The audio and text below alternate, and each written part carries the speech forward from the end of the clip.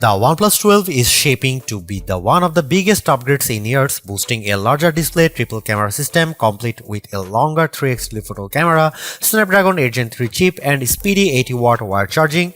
Wireless charging also makes a return, which simply adds more value to its already outstanding package.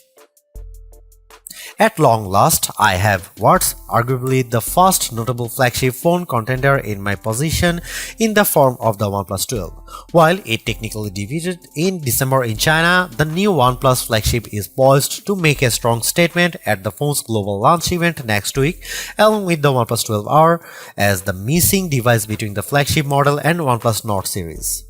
After the surprise of the OnePlus Open's better than expected performance, OnePlus is looking to keep the momentum going with the OnePlus 12. As history has shown, the series has often delivered the best flagship value with strong emphasis on the design, cameras, battery and specs. But despite the ambitious tones, OnePlus top phone has often underperformed against key rivals like the iPhone, Pixel and Samsung Galaxy.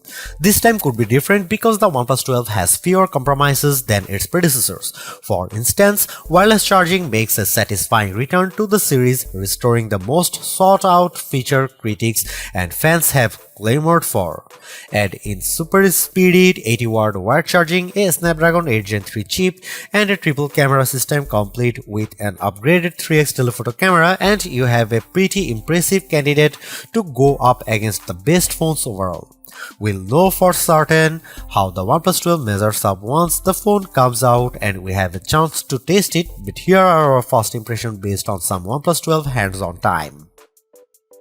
OnePlus is still mum on the price of its flagship phone, but the most up-to-date rumor alludes to a starting price of $799. That's a lot more comforting than the higher cost attached with the phone's China release. However, if the $799 price rumor ends up being true, it would mean a $100 price hike over last year's OnePlus 11.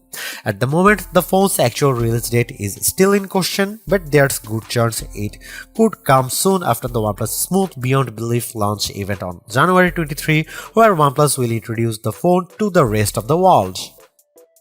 After one cursory glance at the OnePlus 12, I almost mistook it for the OnePlus 11 because it bears a strong resemblance to last year's flagship, complete with the same circular hump featuring the rear cameras.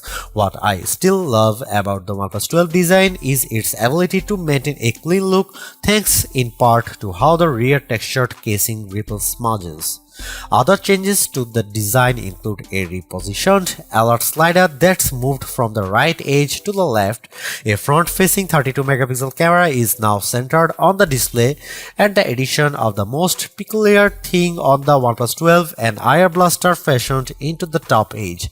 It's been years since I have seen one, but to find one here means from utility from this value flagship Android phone. The only complaint I have about the OnePlus 12 design is that it feels a lot more dense this time around, while also making the phone more top-heavy. Sure, the added weight certainly gives it a substantial feel in my hand, but I don't even want to imagine what all the added weight could do if it accidentally smacks the floor. There's a 6.82-inch 2K Pro XDR display on the OnePlus 12, which is an increase in size over the 6.7-inch screen of the OnePlus 11.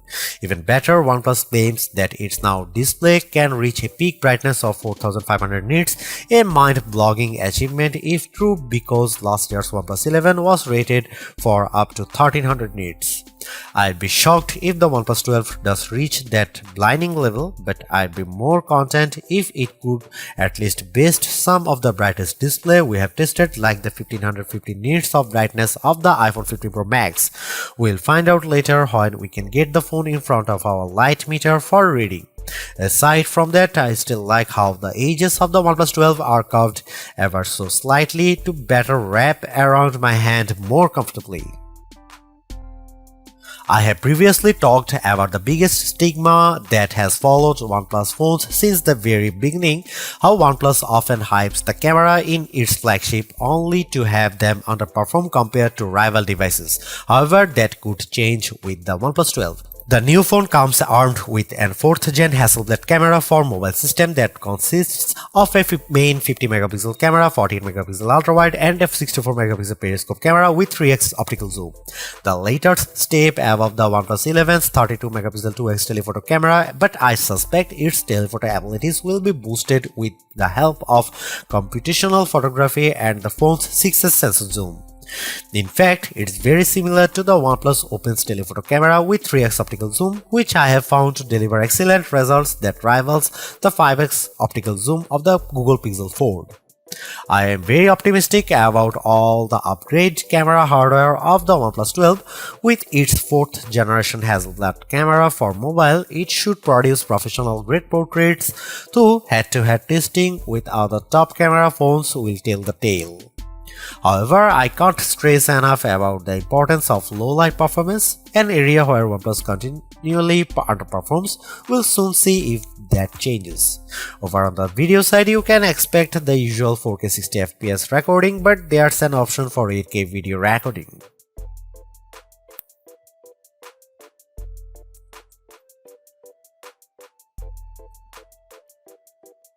In true flagship fashion, the OnePlus 12 features a Snapdragon 8 Gen 3 chip paired with an upgraded cooling technology that should keep the phone at optimal performance and temperature. We have already seen phenomenal benchmark scores from Qualcomm's latest chip in our Red Magic 9 Pro review, so I expect nothing less out of the OnePlus 12. That now cooling system features an all-new dual cryo velocity cooling system with the largest vapor chamber ever in any phone. It should keep graphically intensive games from overheating the OnePlus 12, especially with those extended playtimes. But I am curious if it will help out when continuously recording 4K or 8K video with the phone.